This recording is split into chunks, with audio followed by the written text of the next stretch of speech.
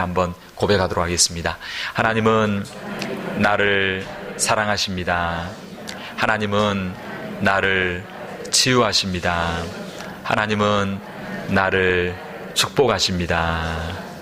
놀라운 은혜가 임하게 되기를 주의 이름으로 축복합니다. 지난 주간 가운데 TV 프로그램 한 부분을 잠시 본 적이 있습니다. 그 가운데 그 프로그램에 나온 내용인데요.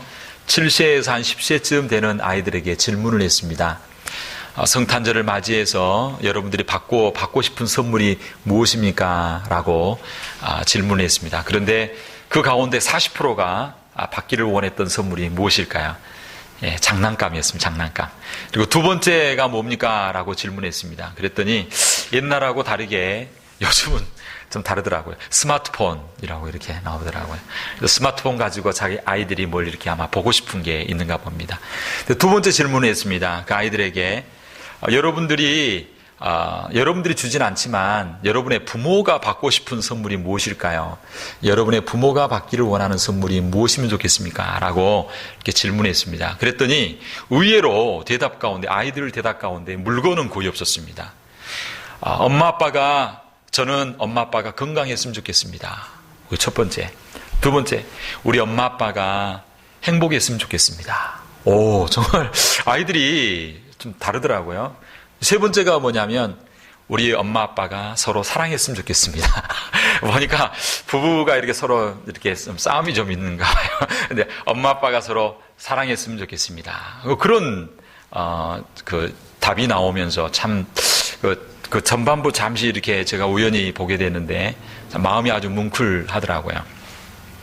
어떤 사람이 새 자전거를 하나 갖게 되었습니다. 그리고 자전거를 사서 열심히 닦고 있습니다. 저도 어릴 때 첫 자전거를 사고 나서 얼마나 열심히 닦고 막 그렇게 했는지 알 수 없습니다.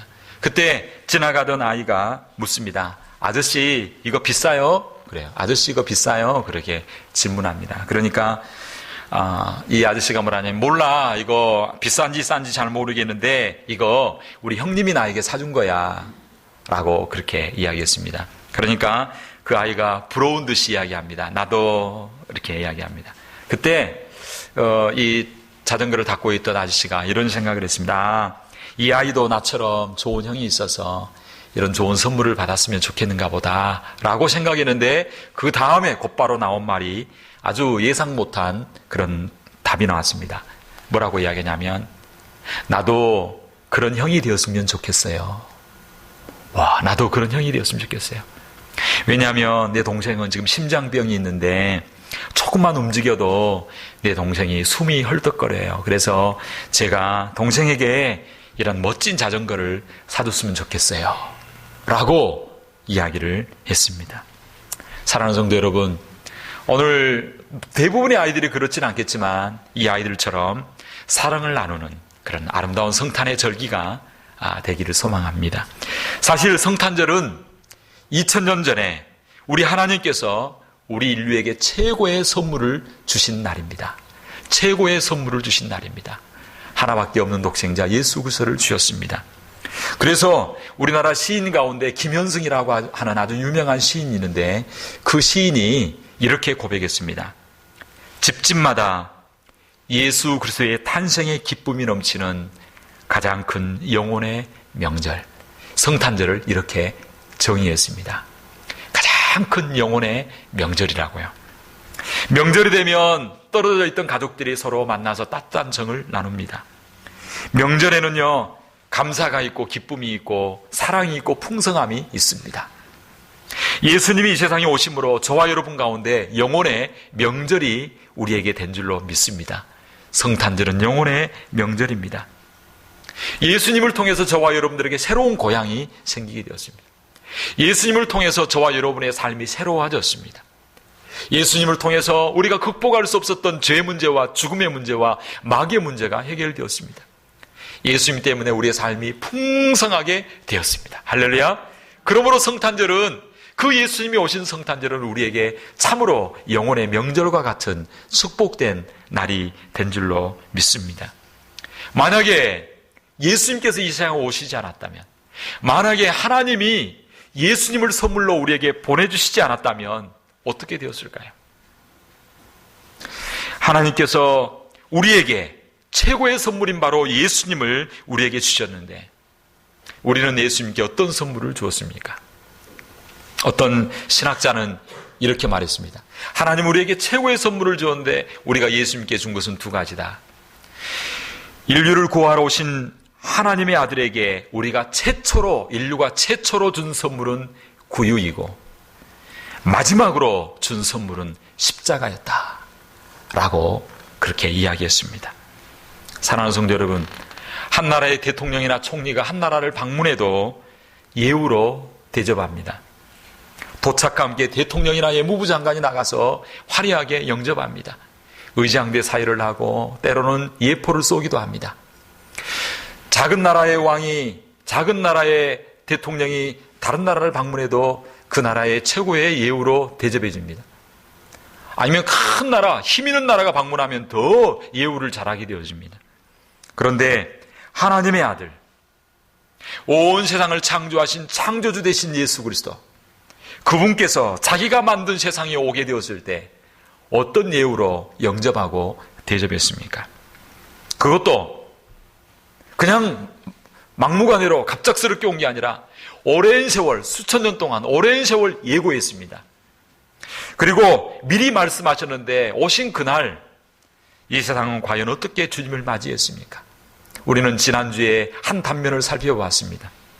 오늘은 말씀을 통하여서 만왕의 왕 되시고 창조 되신 예수님께서 오셨을 때 어떻게 어디에 오게 되었고 그리고 그를 어떻게 맞이하게 되었는가를 살펴보기를 원합니다. 우리 주님께서 어디에서 태어나셨습니까?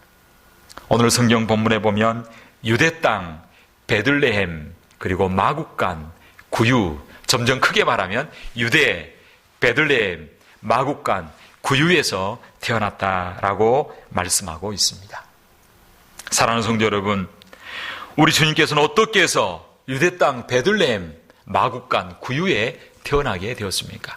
그 첫 번째 이유가 무엇이냐면 첫 번째는 바로 가이사 아구스토가 호적하라고 하였기 때문입니다. 오늘 본문 1절은 이렇게 말하고 있습니다. 이때에 가이사 아구스토가 영을 내려 천하로 다 호적하라 하였으니 라고 말씀하고 있습니다. 오늘 본문은 예수님께서 베들레헴 구유에 태어날 수밖에 없었던 시대적 배경에 대해서 말씀해 주고 있습니다. 당시 이스라엘은요, 어디의 식민지였냐면 로마라고 하는 나라의 식민지로 있었습니다. 그리고 예수님이 태어나신 당시에 이 로마를 통치하고 있던 황제는 누구냐면 바로 시저 아우구스투스라고 하는 사람이었습니다. 그래서 오늘 본문에 나온 것처럼 가이사 아우구스토라고 하는데 이 가이사 아우구스토는요, 로마의 2대의 왕입니다. 1대 왕은 누구였냐면 바로 시저였습니다. 근데 시저가 자기의 신복이었던 브루투스에 의해서 암살당하게 되어집니다. 그래서 시저가 암살당하고 자기의 양아들이었던 옥타비아누스라고 하는 이 아들이 바로 로마의 황제가 되어집니다. 근데 옥타비아누스가 황제가 되고 난 이후에 아주 중요한 로마를 통일하는 그런 일들을 하게 되는데 특별히 시저의 아주 신복 중에 신복이었던 그 장군이 있습니다. 그 장군이 누구냐면 안토니우스라고 하는 장군인데 이 안토니우스가 이집트의 클레오파트라하고 함께 연합해서 이 로마를 이렇게 대적하게 되었습니다. 그때 이 옥타비아누스가 군대를 이끌고 가서 클레오파트라와 안토니우스를 정복하게 되어집니다. 그래서 그 개선하게 되어질 때 로마의 원로원에서 이 옥타비아누스에게 큰 칭호와 함께 황제의 명칭을 주게 되는데 그 명칭이 뭐냐면 바로 아우구스투스라고 하는 것입니다. 그래서 오늘 본문에 보면 아구스토라고 하는데 이 아구스토라고 하는 명칭은 그 당시 누구에게만 줬냐면 신에게만 있는 명칭이었는데 이 옥타비아누스에게 이 칭호를 주게 되므로 크게 이렇게 영광스럽게 해주게 되는 내용이 바로 역사적으로 나오게 되어집니다. 그런데 이 아우구스투스에 의해서 로마가 45년 동안 통치를 받게 되는데 그때 팍스 로마나라고 하는 로마의 평화가 이루어지게 됩니다. 그리고 이때 어떤 말이 생기게 되냐면 모든 길은 로마로라고 하는 것처럼 모든 길은 로마로 통한다라고 하는 말이 있을 정도로 로마가 그 시대에 큰 아주 그 세력을 확장하게 되어지는 그러한 시절입니다. 이때 이 아우구스투스가 황제가 되고 난 이후에 첫 번째 한 일이 뭐냐면 바로 로마가 다스리고 있는 모든 나라 가운데 그 식민지 가운데 호적하라고 하는 명령을 내립니다. 정확한 인구와 숫자를 파악하기 위한 것이죠. 이것을 한 이유가 뭐냐면 바로 인구를 파악해서 정확하게 세금을 징수하기 위해서, 그리고 장정을 정확하게 파악해서 바로 군대 징집에 사람들을 이용하려고 바로 호적하라고 하는 그런 명령을 내리게 되어집니다. 그래서 로마의 식민지로 있던 유대 땅도 그 사람들이 다 호적하러 이제 자기 고향 가운데 올라가게 되어집니다. 로마의 황제는 자기의 유익을 위해서 자기의 정책을 펼치기 위해서 명령을 내렸습니다. 그런데 결국 그 명령 때문에 마리아와 요셉이 유대 땅에 가게 되어지고, 그리고 예수님께서 그 명령 때문에 결국은 유대 땅 베들레헴 마구간에서 태어나는 그러한 일들이 일어나게 되었다라고 하는 것입니다. 명령은 아구스토가 내렸습니다. 그런데 이 명령 때문에 어떤 일이 나게 되냐면 하나님의 약속의 말씀이 성취되어지는 일들이 일어나게 되었다라고 하는 것입니다. 성경에 보면 예수님이 어디서 태어날 건지, 이사야 7장에 보면 처녀에게 태어날 것이고 그의 이름이 무엇이 될 건가를 임마누엘이라고 예언하고 있습니다. 그리고 다니엘서에 보면, 다니엘서 2장 44절에 보면 아주 놀라운 일이 나게 되는데, 벌써 이 예수님이 오시기 전에 700~800년 전에 예수님이 태어날 시대가 바로 로마 시대에 태어날 것이라고 예언을 합니다.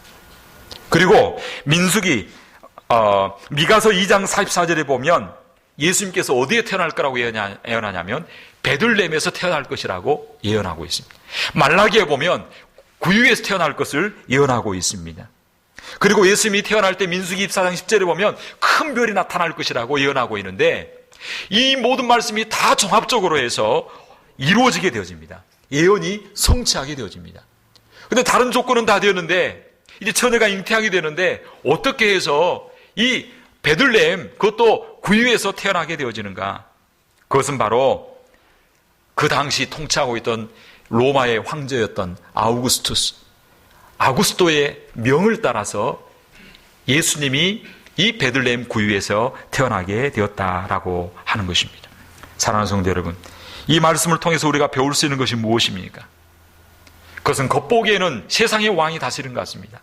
세상의 경제가, 이 시대적 환경이 이 역사를 이끌어가는 것 같습니다. 그러나 우리가 말씀을 통해서 배울 수 있는 분명한 사실 중에 하나는 뭐냐면 이 온 세상을 다스리고 주관하시는 분은 바로 세상의 왕이 아니라 바로 하나님이시다 라고 하는 것입니다. 그래서 성경은 강보에 쌓여서 구유에 놓여있는 이 아기가 뭐가 될 거라고 이야기하냐면 이 시대의 표적이 되고 사인이 되고 이적이 될 것이다 말씀하고 있습니다. 그래서 성경 오늘 보면 12절은 이렇게 말합니다. 너희가 가서 강보에 쌓여 구유에 누인 아기를 보리니 이것이 너희에게 뭐라고요? 표적. 이것이 너희에게 표적이니라. 표적이요, 이적이 될 것이다. 이 표적이라고 하는 것은 계시적인 사건이라는 것입니다. 표적은요, 하나님의 말씀이 이 세상 가운데 성취되어지는 것입니다.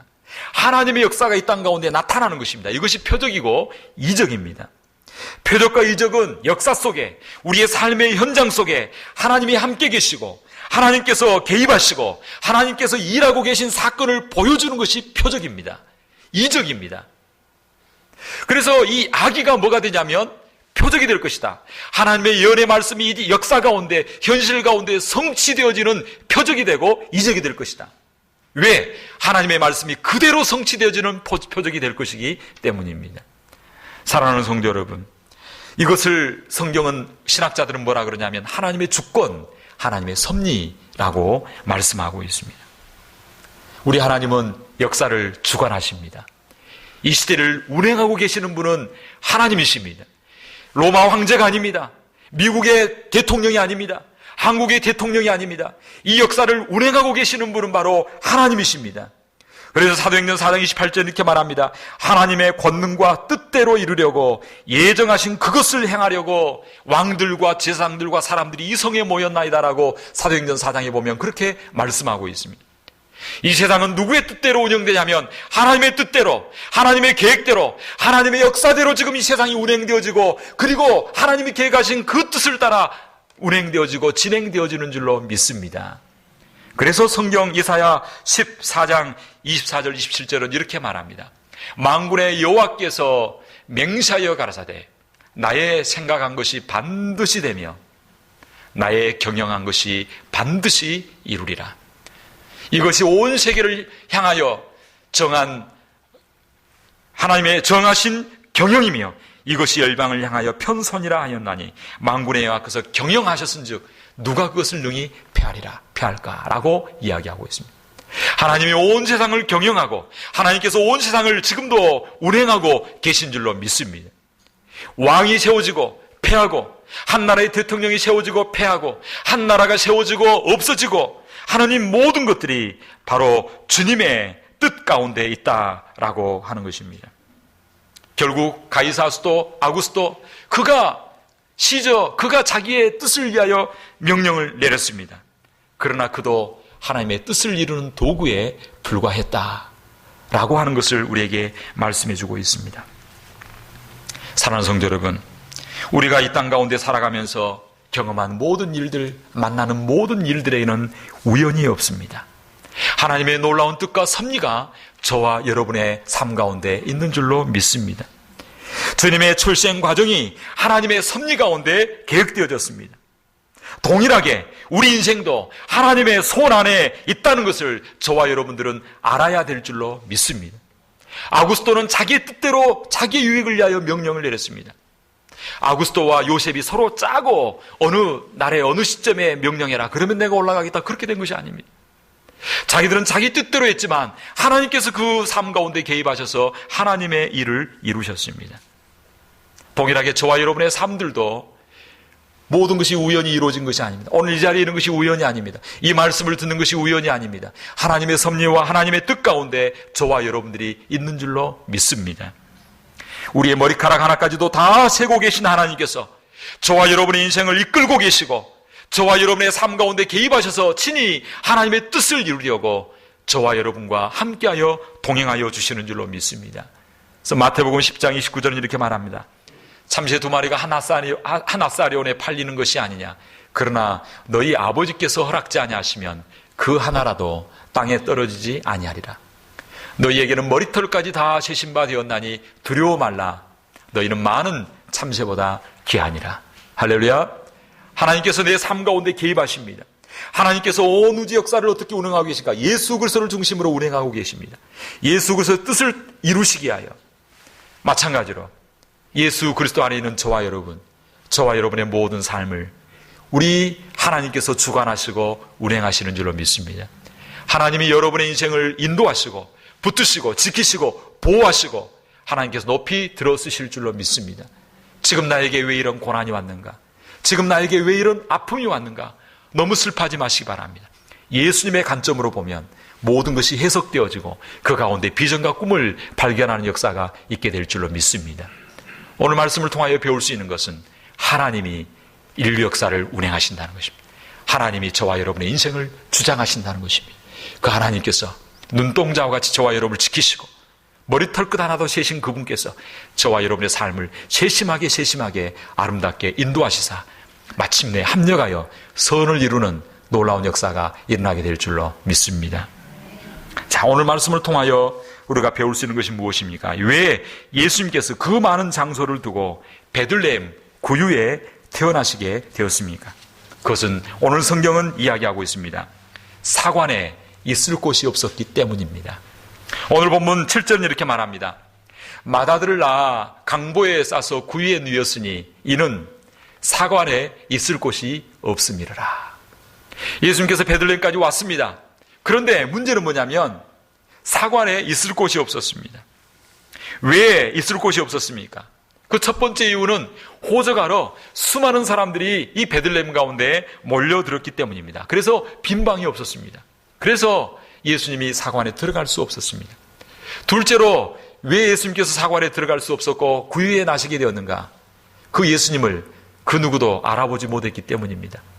만약에 존귀한 하나님의 아들 예수님을 알고 알아보았다면 그 누구도 아마 집을 열어서 영접했을 것입니다. 그러나 알아보지 못했습니다. 그런데 더 근본적인 문제가 있습니다. 그것은 바로 그 시대에 그 사람들의 마음 가운데 사랑이 메말랐기 때문입니다. 그래서 오늘 보면 7절 말씀은 당시 사람들의 마음을 잘 표현해주고 있습니다. 사관에 있을 곳이 없습니다. 꼭 구원자 되신 예수님이 아니어도 임신해서 이제 곧 아기가 태어날 그런 환경이 되었다면, 위급한 상황이라면 방이 없더라도 심지어 자기 방이라도 내어주는 것이 바로 우리 인간의 인지상정입니다. 그런데 그 누구도 마리아와 요셉을 돌아보지 않았습니다. 해산할 때가 된 마리아를 모른 채 했다라고 하는 것입니다. 있을 곳이 없다라고 표현된 것처럼 그 당시는 바로 무엇으로 표현되는 사이였냐면 돈으로 모든 것을 평가한 그런 어두운 시대였습니다. 그래서 가난하고 힘없는 돈 없는 사람들은 멸시와 냉대를 당하고, 비록 해산할 날이 찼음에도 불구하고 어느 곳에 갈 수도 없는 그런 삭막하고 그러한 이기적인 시대였습니다. 사랑하는 성도들, 오늘 시대는 어떻습니까? 성경 디모데후서 3장 1절에서 5절은 그렇게 말씀하고 있습니다. 내가 이것을 알라. 말세에 고통하는 때가 이르리니 사람들은 자기를 사랑하며 돈을 사랑하며 자긍하며 교만하며 회방하며 부모를 거역하며 감사치 아니하며 거룩치 아니하며 무정하며 원통함을 풀지 아니하며 잠소하며 절제하지 못하며 사나우며 선한 것을 좋아하지 아니하며 배반하여 팔며 조급하며 자고하며 쾌락 사랑하기를 하나님 사랑하는 것보다 더하며 라고 성경은 말씀하고 있습니다. 사랑하는 성도 여러분, 우리 예수님은 이 삭막한 세상에 구유에 탄생하셨습니다. 그 이유는 뭐냐면 이 삭막한 세상 가운데 하나님의 사랑을 나눠주시고 보여주시기 위하여 오신 줄로 믿습니다. 오늘 저와 여러분 어떤 삶을 살고 있습니까? 오늘도 여전히 예수님 오셨던 그 당시와 같이 그런 삭막한 그런 사랑이 없는 삶을 되풀이하고 있지는 않습니까? 우리 주님께서는 가난하고 비천한 모습으로 오셨습니다. 지금 오늘 이 시대에도 우리 예수님은 가난한 모습으로 저와 여러분의 곁에 다가오십니다. 그들을 외면하지 않게 되기를 주의 이름으로 축원합니다. 마태복음 25장 35절에 보면 이렇게 말합니다.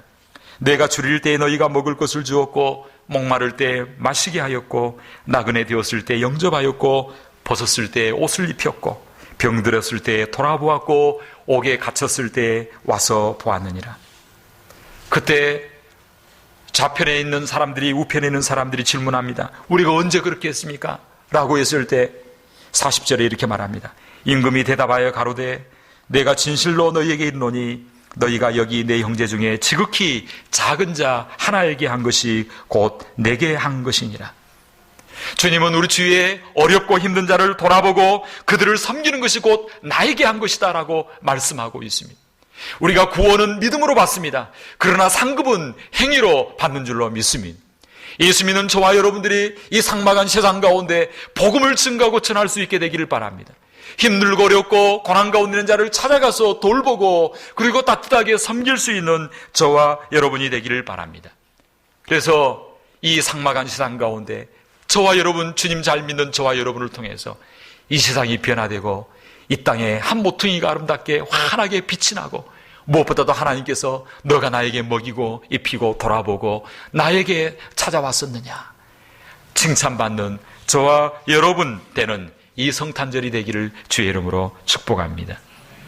우리 주님은 왜 마국간에 구유로 오시게 되었습니까? 그것은 바로 누구든지 주님 앞에 나와 구원을 누리도록 하기 위함이었습니다. 우리 예수님께서 비천한 모습으로 만왕의 왕이셨지만 오셨습니다. 그리고 가장 낮은 자리인 그 누구도 가기를 꺼려하는 그 마국간, 똥냄새나고 그 오물 냄새가 나는 그 더럽고 냄새나는 구유에 우리 예수님께서 오셔야만 하셨습니까?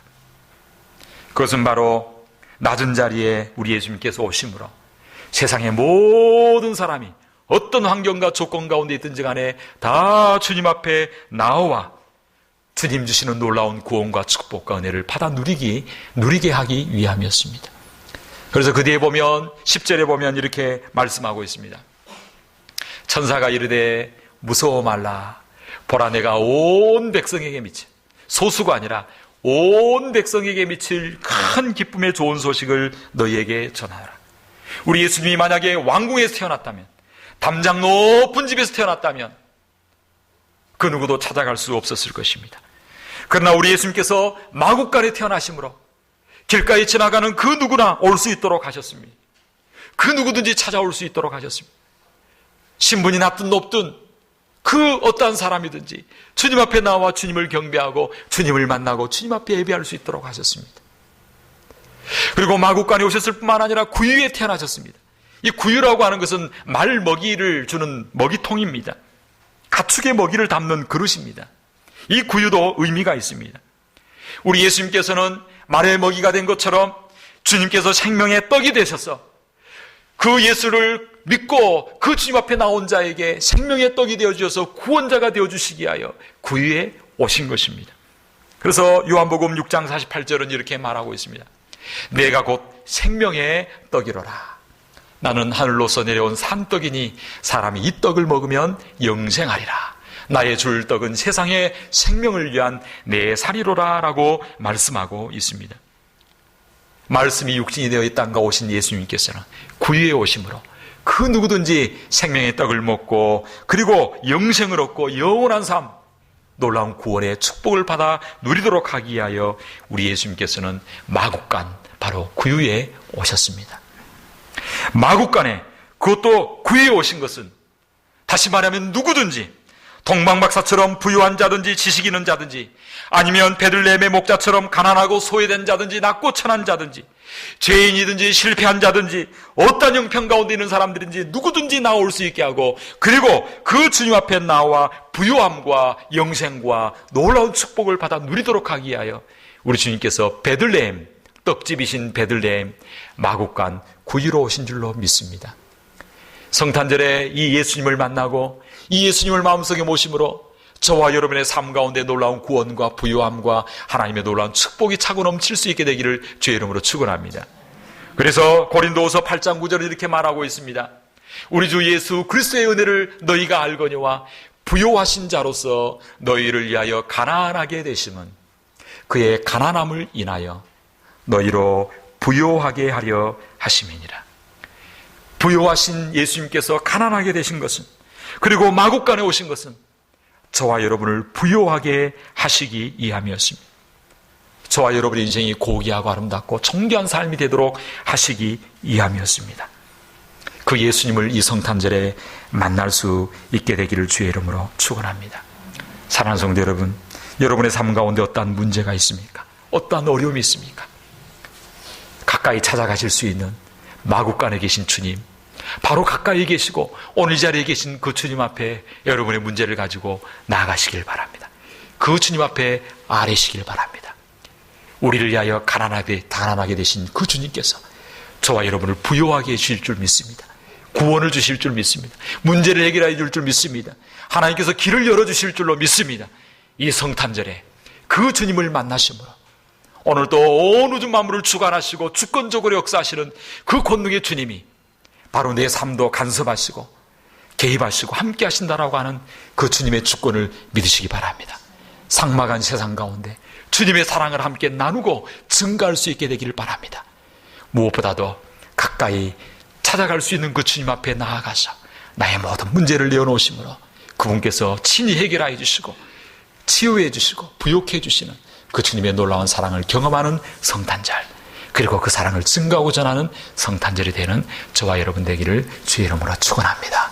이 시간 한번 기도할 때 온 우주 만물을 주관하신 하나님께서 내 삶도 주관하시고 이끄시고 인도하여 주시는 줄로 믿습니다. 오늘의 고난, 이해할 수 없는 문제까지도 하나님께서 합력하여 선을 이루실 줄로 믿습니다.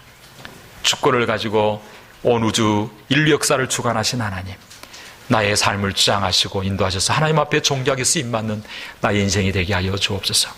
삭막한 세상 가운데 사랑을 증가하고 드러낼 수 있는 저희들 되게 하여 주옵소서. 무엇보다도 어떤 환경 가운데든지 간에 주님 앞에 나아가기만 하면 주님 만나주신다라고 말씀하시는데 주님 만나 주님 앞에 부요함과 놀라운 구원의 문제 해결의 축복을 받는 저희들 되게 하여 주옵소서. 이 시간 주님 앞에 기도하며 나아가기로 원합니다. 기도하겠습니다. 살아계신 하나님 아버지, 오늘도 거룩한 주일 주님 앞에 경배와 찬양을 올려드리게 하시고, 또한 말씀을 듣고 우리 하나님께서 아버지는 주시고자 하는 놀라운 축복과 은혜를 발견할 수 있는 저희들 되게 하여 주옵소서. 오늘 내 삶 가운데 이해할 수 없는 문제들이 일어나고 이해할 수 없는 고난들이 있을지라도 우리 하나님의 관점으로, 하나님의 시각으로 바라볼 때에 내 생애와 내 삶은 주님의 손에 있고 이 시대가 주님의 손에 있음을 믿고 주님 앞에 믿음으로 나아갈 수 있는 저희들 되게 하여 주옵소서. 우리의 삶을 통치하시고 운행하신 하나님, 그 하나님께 우리의 생애를 맡깁니다. 그 주님 앞에 나아가 나 여러 가지 힘들고 어려운 문제들을 주님 앞에 내어놓습니다. 우리를 위하여 가난하게 되신 주님, 우리를 부유하게 해주시기를 원하시는 주님, 우리의 문제가 해결되게 하여 주시고 영혼의 문제, 인생의 문제 주님 앞에 맡길 때에 주께서 역사하여 주실 줄 믿습니다. 상막에 저가는 세상 가운데 주님의 놀라운 사랑으로 섬기고 사랑하며 이 땅을 변화시키고 나아가는 우리들의 삶이 될 수 있도록 인도하여 주시고, 그 예수님의 사랑과 복음을 증거하고 전하는 저희들 될 수 있도록 인도하여 주셔서 오늘 하루도 축복의 통로로 살아가는 저희들 되도록 역사하여 주시옵소서. 예수님의 이름으로 기도하옵나이다. 아멘. 찬송가 113장